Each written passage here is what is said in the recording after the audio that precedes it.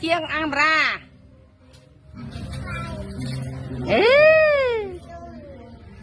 ui chàng đầy luôn ơi chàng ấy luôn ơi luôn ao chàng đầy với năng à chàng đầy chàng ấy luôn ai luôn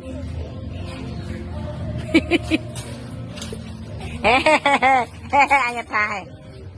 mà thai thôi cho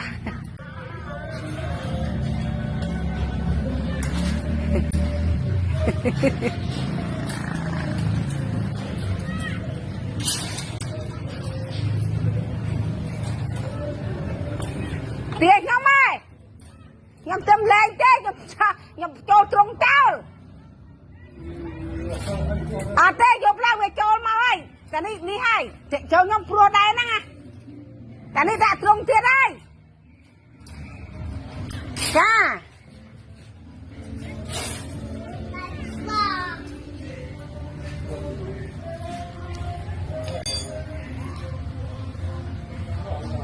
chiêng mà chiêng tôi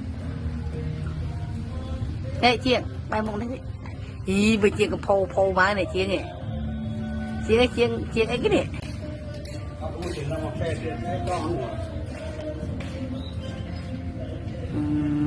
chiêng này là một chiêng cháy tròn